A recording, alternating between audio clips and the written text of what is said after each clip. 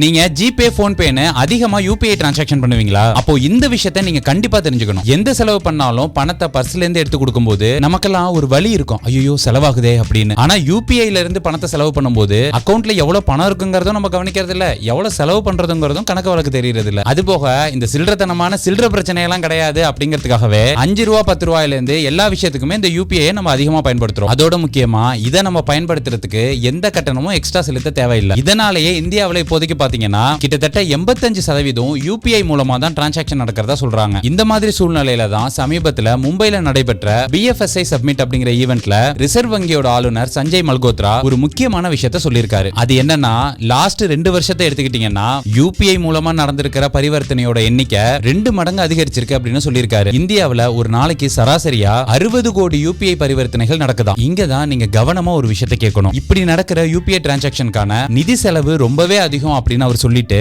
அதை இப்ப மத்திய அரசு தான் செஞ்சிட்டு இருக்கதாவும் சொல்லியிருக்காரு. அதே மாதிரி இதை ரொம்ப காலத்துக்குலாம் தாக்கு பிடிக்க முடியாது, நிறைய சிக்கல்கள் இருக்கு இதுல அப்படின்னு சொல்லியிருக்காரு. அதனால இந்த யூபிஐ டிரான்சாக்ஷனுக்கு ஆகிற செலவை இனிமே வணிகர்கள் கிட்ட இருந்தோ அல்லது பொதுமக்கள் கிட்ட இருந்தோ வசூலிக்க கூடிய ஒரு சூழ்நிலை ஏற்படலாம் அப்படின்னு சொல்லியிருக்காரு. அதனால கூடிய சீக்கிரமே இப்ப நம்ம ஃப்ரீயா பண்ணிட்டு இருக்கிற இந்த யூபிஐ டிரான்சாக்ஷனுக்கு கட்டணம் வசூலிக்கப்படலாம் அப்படிங்கிற விஷயத்தை நம்ம புரிஞ்சுக்க முடியுது. ஒருவேளை இனிமே ஜிபே போன்பே எல்லாம் பே பண்றதுக்கு எக்ஸ்ட்ரா சார்ஜ் பண்ணாங்கன்னா நீங்க அதை யூஸ் பண்ணுவீங்களா அப்படிங்கறத கமெண்ட்ல பதிவு பண்ணுங்க.